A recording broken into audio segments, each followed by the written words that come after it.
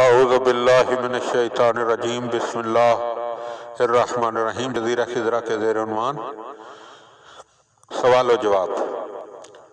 تو سوال ہے کہ دجال کون ہے اور حضرت امام مہدی علیہ السلام کے خلاف جنگ کے لیے کیوں کھڑا ہوگا؟ جواب: لغت میں دجال وہ شخص ہے جو حق کو چھپائے اور باطل کو ظاہر کرنے میں فعال ہو۔ چنانچہ جو شخص اس خصوصیت کا حامل ہو اور ایسا معاشرتی مقام بھی رکھتا ہو کہ لوگوں کی نظر سے حق کو چھپا سکے، اس کو دجال کہیں گے۔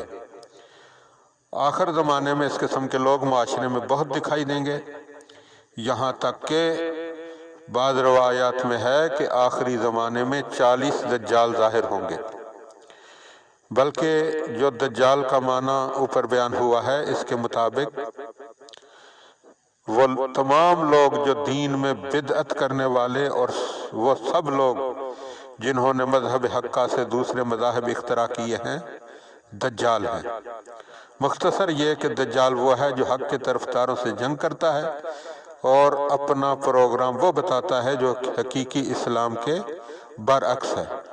چونکہ حضرت بقیت اللہ المنتظر کے ظہور کا مقصد سارے باطل آثار کو مٹانا ہے، جو بھی آپ کے مقابل کھڑا ہوگا اور چاہے گا کہ آپ سے جنگ کرے اور آپ کا نور بجھا دے، ایسا ضرور کامل دجال ہے۔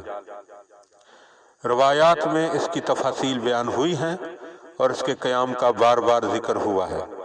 بعض روایات میں اس کا نام سعید بن سعید لیا گیا ہے اور وہ اصفہان کے اطراف کا رہنے والا ہوگا۔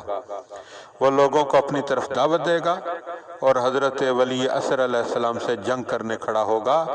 ناپاک لوگ اس کے پاس جمع ہوں گے اور اس کی پیروی کریں گے۔